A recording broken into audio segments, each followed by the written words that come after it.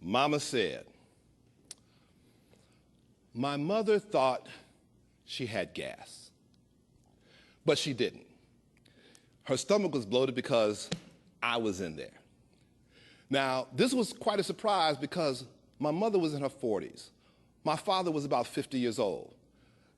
They weren't expecting any more chilling. There was 14, 20, 25 years between me and my siblings. Surprise, surprise, surprise.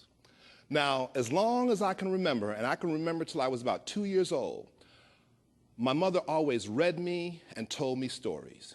She read me folk tales and fairy tales and told me stories about growing up in Barbados. One of the favorite stories that she would tell me again and again was how much she loved reading. Every night she would sit in her room and read and read and read until her mother would come in and say, close that book and go to sleep and turn out the light. And then my mother would go to the window and read by the gas street light. And she imparted that love of reading to me.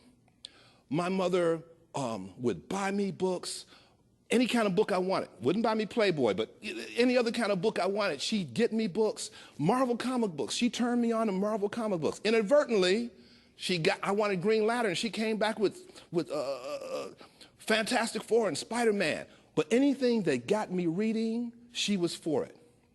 My mother explained that during slavery times, blacks were not allowed to read because the slave masters feared that if blacks could read, that knowledge was power and they would be able to use that knowledge to escape.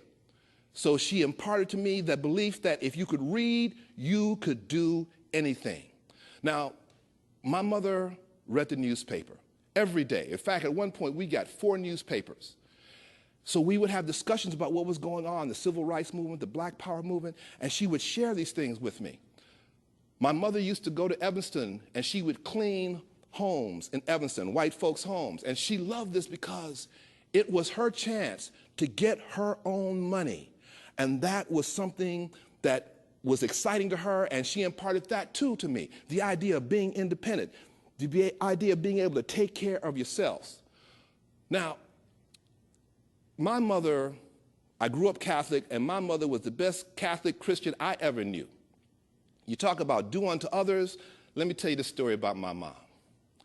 Now, one day, me and my mom were home alone.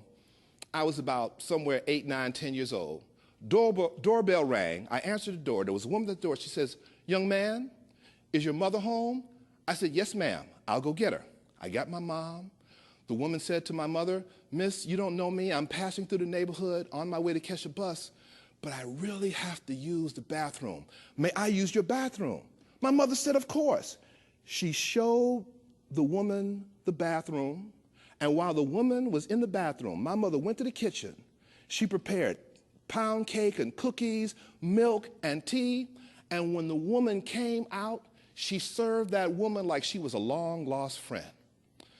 Now, my mother instilled in me this belief that I could do or be anything I wanted to be. She said that to me constantly to the point where I believed her. My mother never got to know about my career as a professional storyteller. But I know that if she had been aware of it, she would have said, you go, boy. Oh, yeah, my mama said you go, boy, long before Martin Lawrence was saying it, okay? Earlier this year, I was in South America telling stories in Argentina, Uruguay, and Chile.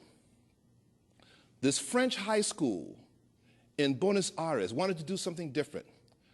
The director of the English department, finding out that I had been in the Black Panther Party and been involved in the civil rights movement and the Black Power movement, created a curriculum around my life for her students to study these things, to study the civil rights movement and race relations in the United States. They designed a curriculum around my life. They had to take tests about me. They had to write papers. One of the test questions was, what role did Michael's mother play in influencing his life? My mama was a test question. Now, I feel so good about that. My mother told me that anything was possible. I believed her because that was the sure enough truth. When I was a boy, my mama told me I could be anything I wanted to be. Reading to her mind was the key to make my dreams reality. She said as long as I kept my head in a book, it didn't matter what direction life took. More than beauty, wealth, and fame, knowledge is the key to the power game. My mama gave me knowledge that I would need, and in my mind she planted a seed. She nurtured that seed with a mother's love and prayers for guidance from the powers above. As I grew to be a man, there were times in my life full of hardship. I'm talking buku strife. But in those times of difficulty, I never forgot the things that my mama told me. There was a time a few years ago, I was confused about where my life would go. Around this time, I just found out what storytelling was all about. I'd heard stories from Panina Shram and Joel Ben Izzy, Sybil Dester, Ella Rado, and Leslie Perry. Listening to these folks inspired me. I said, a storyteller's what I'm gonna be. Was I committed telling tales, took off like a rocket. Now I'm living by my mouth. I have mouth, we'll run it. Hope this little tale inspires you to make a go at something you really wanna do. Thanks for listening. It's been slamming. We've been getting down. Oh, we've been jamming. And that's the end of that.